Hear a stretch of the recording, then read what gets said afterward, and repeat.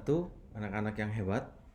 Hari ini kita akan mempelajari tentang watak ya pada penokohan, baik itu cerita di novel atau di eh, cerita fiksi ataupun di film-film ya. Baik, kita mulai. Silakan kalian menyimaknya. Ya. Tokoh adalah pelaku yang mengemban peristiwa dalam cerita rekaan sehingga peristiwa itu menjalin suatu cerita. Karakter tokoh atau penokohan adalah cara pengarang menggambarkan dan mengembangkan sifat, watak, dan karakter pelaku dalam cerita. Biasanya si penulis membutuhkan penokohan, ya. Eh, di sini ada tentang Semar, ya. Gambarnya ada Semar, Petruk, Gareng, dan Bagong, ya. Ini gambaran tokoh dari pewayangan, ya. Jadi para tokoh mengaplikasikan kisah yang ada di cerita itu sendiri, ya.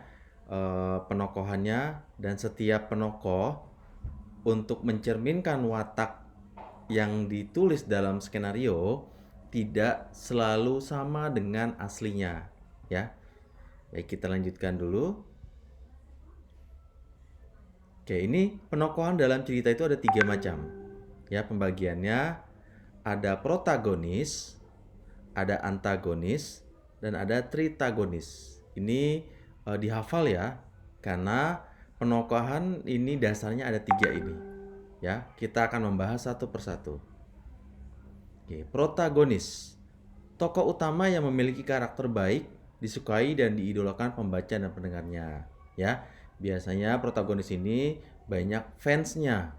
Walaupun si penokoh tidak sesuai dengan aslinya, karakter aslinya. Ya, tapi karakter protagonis disukai sama banyak pembaca atau pendengar atau yang menikmati karakternya. Ya, di sini contohnya ada sifatnya lebih positif ya kalau protagonis. Ada contohnya seperti yang dermawan, jujur, rendah hati, pembela seperti ini ya. Ini salah satu cerita fiksi film yang Bapak sukai dari kecil, yaitu Sensei ya, sebagai pembela ya, dari prajurit Athena.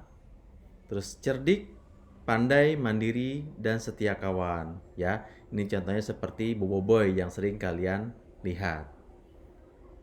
Lanjut. Karakter penokohan yang kedua adalah antagonis.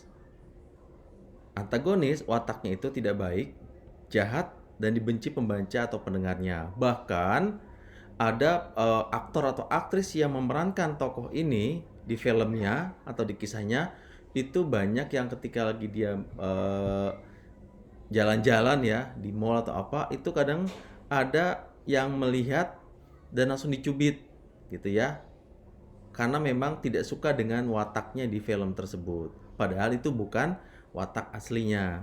Ya, biasanya antagonis itu tidak disukai oleh banyak orang.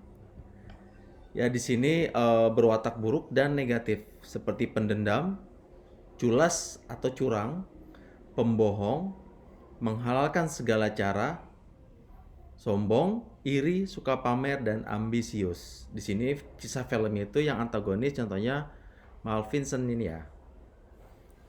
Sama yang di film Alice Wonderland ya, yang ratu merah ini rambutnya.